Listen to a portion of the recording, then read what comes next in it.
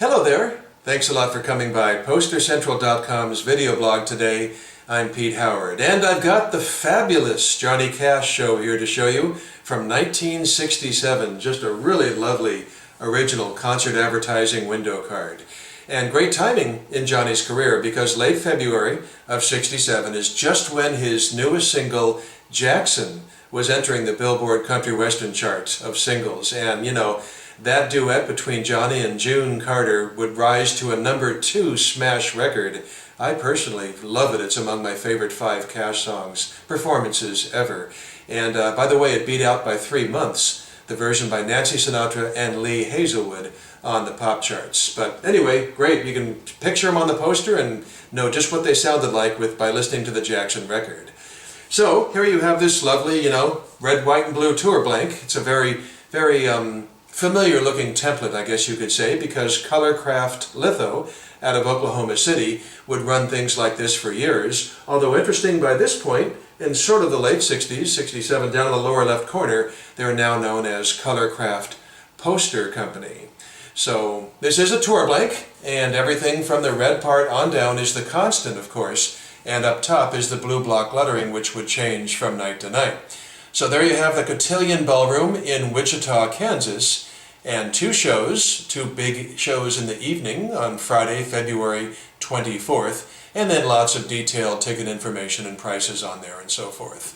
Then we've got the photos of our stars, once I move my fingers, and there's the picture of Johnny that's been used on his concert posters earlier in '67. I think '66 it was on there. But both of these photos of Johnny and June have some real oddball captions that I sort of take issue with.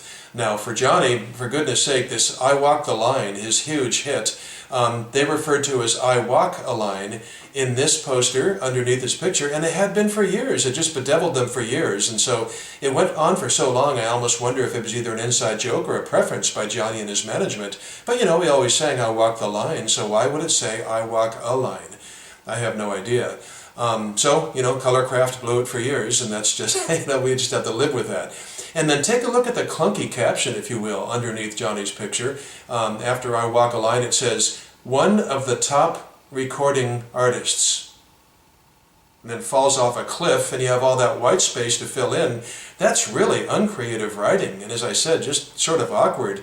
It makes sense, but there's so much more you could have said, or you could have said just as little in such better wording. But whatever, that's one of the things that makes these old advertising pieces intriguing, is sometimes the wordage they chose. And then you've got, for June Carter, you've got, they keep harping on the fact she's a comedienne, nation's favorite comedienne. Sort of underselling her, perhaps, for her musical contribution. For heaven's sake, all she did was co-write Ring of Fire, Johnny's biggest hit ever, harmonized on their top 5 hit the previous fall, It Ain't Me Babe, the Bob Dylan song, and right now at the time of the show she's duetting herself into the top 5 with Johnny on Jackson. So it's sort of weird to call her just comedienne. I will say one thing though, I wasn't there for the shows, so it's quite possible, besides singing, she had a really large comedy part. I don't know if they're available on YouTube to go see mid-60s Johnny Cash concerts. I imagine not. But perhaps, if nothing else, at least she should be co-billed, you would think, as a musician and a comedian.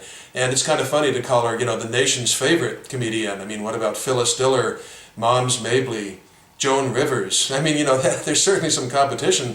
In fact, Moms Mabley, for heaven's sake, she had charted 12 albums on Billboard's top LP chart by this point.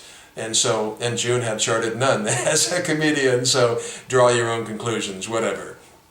It's just fun to look at this stuff. And then you certainly have 10 famous faces there along the bottom of the poster. The Statler brothers touting, their big pop crossover hit, Flowers on the Wall.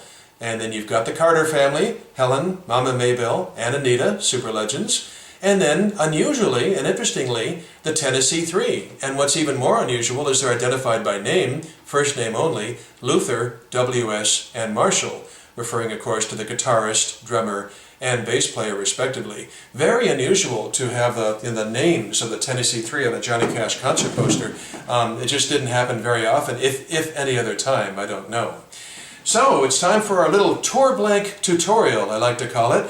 This 1967 Colorcraft design did carry forward into 1968, and as a matter of fact I have one to show you, not just a picture but the real thing, from March of 1968. And I'll start by holding them side by side, and you can see the color difference there. See that? Yes, it's interesting. The red and blues changed to orange and black. I'll get them up. See, isn't that interesting? So, you know, it was a few months, but you know, the designers or perhaps the printer, Colorcraft, had more of these inks or whatever. But anyway, once again, we're at Wichita's Cotillion Ballroom, coincidentally, right across the top there. And you know, besides the color change, the only other change was, interestingly, to note that the Tennessee Three's presence with their names on a poster was short-lived, because now down in the lower right-hand corner, as you can see, the Tennessee Three is back where they belong, and that would be behind the scenes, and in their place is the legendary Carl Perkins. Yeah, look at that. Although I will say one thing, his name is sort of stripped in a clunky fashion there. You can tell it was like a replacement because the other two have really nice fonts and everything. And Carl is just, you know, kind of dropped in there. Now, only 2 months before this mid-March thing, only 2 months prior, Live at Folsom Prison was recorded, which turned out to be the first of a couple of really famous live Johnny Prison albums. And Carl Perkins was very much a part of that show, Live at Folsom Prison. And only 2 weeks before the show, this one's really fun, March 15th, I think it was March 1 to be exact, only 2 weeks before the show, Johnny and June tied the knot and got married. That's right. So that's really fun. So, you know, previously they were not engaged. He proposed to her a week before they got married on stage. But, you know, they were an item, now they're a Mr. and Mrs. So that's kind of fun thing about this poster. One more tour blank for you. We go from Friday, March 15th here in Wichita. Let's go to, what the heck, the very next day. Okay, yeah, look at that. Saturday, March 16th. Everything, of course, is identical. Carl Perkins and everything. And we're in Springfield, Missouri now, the very next day, Saturday, March 16th. So, you know, theoretically, one of these was made for every single stop on the show and stop on the tour. And theoretically, that was almost every day. I mean, this is one day different state. But you know, they're tough to find. They weren't all saved or anything, so it's really a delight to be able to have 3 of these to show you from Colorcraft Litho today from the fabulous Johnny Cash show. So thanks a lot for stopping by. Great showing these to you. Have yourself a nice day, and we'll see you again soon. Okay, bye-bye.